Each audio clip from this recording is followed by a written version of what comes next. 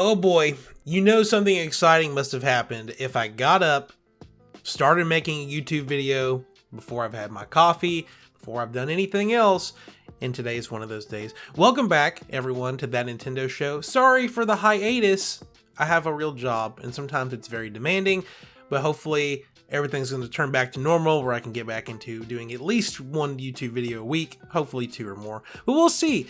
Hope you all have been doing great. Today, I woke up to some exciting news. A 5-minute Paper Mario The Thousand Year Door trailer has appeared online, along with first previews from some of the major gaming news companies like IGN and stuff like that have been coming out. So we've learned a lot of new information about the remake of Paper Mario The Thousand Year Door, and I want to go over all of it because I saw one thing in here that got me really excited, and then I kept digging and saw even more things. So, okay, this is all worthy of its own video. Plus, Paper Mario is one of my favorite franchises of all time. Of course, I'm going to make a video just talking about Paper Mario.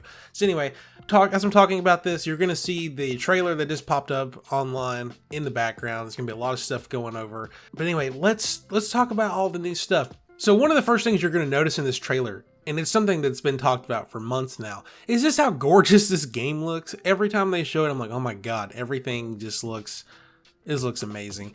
And the environments just seem so much more rich with color, and they're more dynamic. Like, you'll see clips of Rogueport, and you're gonna see like paper flying around, and you're like in the Koopa village and woods and everything, and there's leaves flowing around. It's all dynamic, and it's just like, it's something you never would have thought about 20 years ago playing the original, but how much more it just makes the world feel alive that's there. And I think it was in IGN's preview, the guy that wrote it was like, I can't wait to play this on my Switch OLED because of how vibrant everything looks. So like, I think it's the Bogley Woods area where before it was like kind of like the floor had like a rainbow pattern on it. And now it's like a shimmer instead. Kind of like, I think they referenced, it kind of feels like a foiled, like hollow Pokemon card. How that kind of effect is how the floor is. And just playing that on a Switch OLED is just going to be chef's kiss. We'll say it's gonna be chef's kiss. But moving on from just the visuals though, this was the first time we've gotten some kind of confirmation about a lot of the new things that they're going to be adding to Paper Mario to set it from being a remake instead of just a remaster of the original game. All of these things are not like revolutionary in their own way, but they do just make things so much easier. So let's go back to the original Paper Mario for just a second. If you wanted to change party members, you got to open the menu, go to the party tab. They're all in like a little circle. You got to pick whichever one you want. Good to go. The new way to do that, and it's something that it seems not that big of a deal for modern RPG standards, but we're talking a game that's getting remade from 20 years ago. They've introduced a party ring where you just press a button, the party ring pops up, and then you use the control stick to switch to which party member you want. It saves so much time. And I might just be remembering this wrong, but I'm pretty sure every time you hit the start menu, you gotta wait a second. It doesn't just pop up. Like, you gotta give it a second to get going. It's a little janky on the menus on the original game. So this is just gonna cut out a lot of time wasted just getting into the menus for how many different puzzles there are where you constantly have to switch back and forth from party members to solve different puzzles, you know? So this to me was the big thing. Like, it's something that I think we all should have expected some kind of improvement to, but I just wasn't ready for how easy it was going to be. I also don't play a lot of modern RPGs. So to me, this was a really big deal. And I'm really excited that this feature is one of the ones that's come over into the remake. Some of the other features, Goombella, your first party member that you get, she's always been someone who's very like helpful. You can always ask her for hints about the world, and you can also ask her like hints in game to give you, she'll like tattle on the people that you're fighting, so that way you can get more information about like their health, their attack, and everything like that. And they've made improvements to the hint system with her, so that way you can ask her any questions anytime you want to, and they're pretty much gonna always give out new information and stuff. It's the way I'm understanding that. At least it's gonna be an improvement over you walk into an area, you hit the button, and she says the same thing over and over again, unless something changes. So I think that's going to be a big improvement. It's going to help out a lot of new players also, who are not people like myself who have played this game before and just know exactly what to do all over the place. One of the other new features is the Battle Master, who's going to appear, I believe, in Rogueport by Dr. Franklin's office.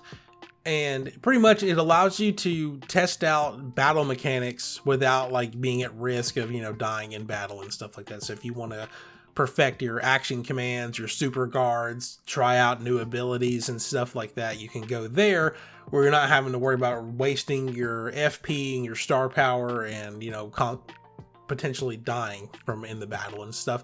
So that's going to be another one of those great new mechanics that they've added to help, especially new players or people who just have problem with action commands. I've never been someone who can just super guard on command. Like, it's one of those things where like, oh my god, I hit it, and like it's a nice feeling whenever it happens. So this being there for me is going to help me like perfect my super guards. So can't wait for that. Also, if you're somebody who is a completionist, I'll say, for like getting all the star pieces, getting all the shine sprites, everything like that, they have added more stuff that you can use those star pieces and shine sprites for. And that's going to be unlocking stuff in like the art gallery and the sound gallery. Art gallery, pretty basic stuff. Like you can unlock concept art and stuff like that. The sound gallery, I'm pretty sure is the same thing, or you can unlock the actual themes for certain characters without it just playing in the background and stuff. So you can actually go listen to their themes and stuff. Off the top of my head, I can't remember how many star pieces are in the game, and I'm sure they might just be adding more for this. But I'm pretty sure that once shine sprites and star pieces are used, you can't just reuse them again. So I'm sure they're going to be adding more to the game, to that way you can use them to pay for these different unlocks that you can get with this. Either way, it's just more stuff that's added to the game. They have said that they're not adding new worlds, new levels, new bosses, anything like that. So we are playing the exact same game again, from start to finish, but it's just the improvement side of things is where a lot of this is coming in, and I can't get over how good this game looks. It just, oh my gosh, May 23rd cannot come fast enough. There is a couple other things. So we've got, I think it's just another cool little Easter egg, I guess you could put in there. The initial badge shop has a GameCube badge in it now. It's only 1 coin, doesn't cost any badge points to use or anything, but you have the badge equipped. It reverts all of the sounds in the game, all of the music, back to the original GameCube version. So I have noticed in the trailer there is some music that's different than it was back in the original, not just like a rescored version. It's like completely new. The one that stuck out to me was the Win Battle music. I'm not going to try to demonstrate it. I'm not a vocalist, so I'm just not going to do that. But it is different. And so if you had the GameCube badge equipped, it would play the old sound instead of the new one.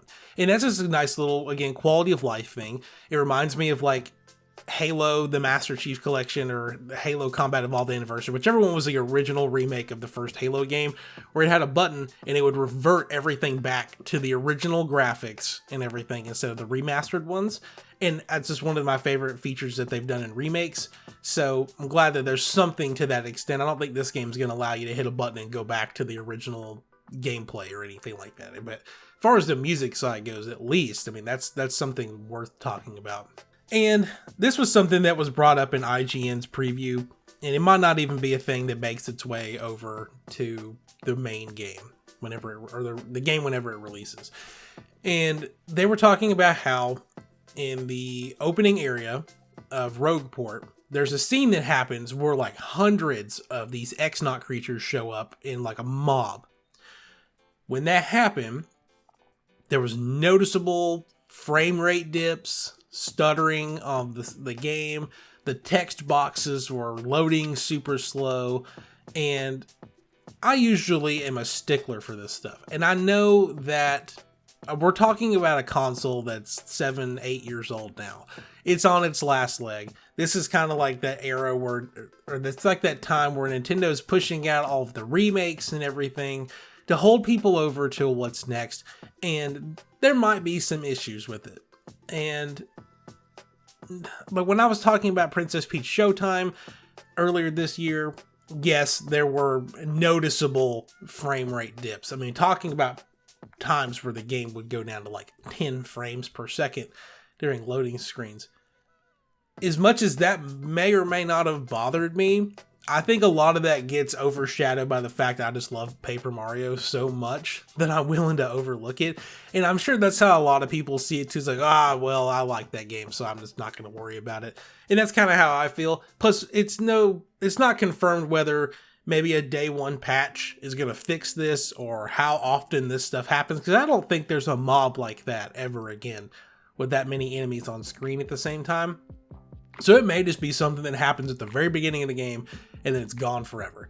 The main thing though is that the game's running at 60 frames per second, and it's going to run at 60 frames per second during the battles, which is when you're dealing with a game that has action commands and, you know, perfect timing and stuff. That's where you want to have the ideal frame rate with no stuttering or anything like that, because that's where it matters. So I'm not going to stress it or anything. Hopefully it does get patched out day one or shortly after. And other than that one little negative tidbit that came out, which is not even really that big of a deal, this game is shaping up to just be one of my favorite games that's going to release this year. I love Paper Mario: The Thousand Year Door. I've loved that game for 20 years now. And getting a remake of it on one of my favorite systems of all time, just super exciting. Let me know what you think about the new trailer for Paper Mario: The Thousand Year Door in the comments. Don't forget to like and subscribe to this channel so you never miss any future news about Paper Mario, and I'm sure I'll have more coverage to give you in the future regarding not just Paper Mario: The Thousand Year Door, but other Nintendo news as well. So thank you so much for watching, and I'll see you next time.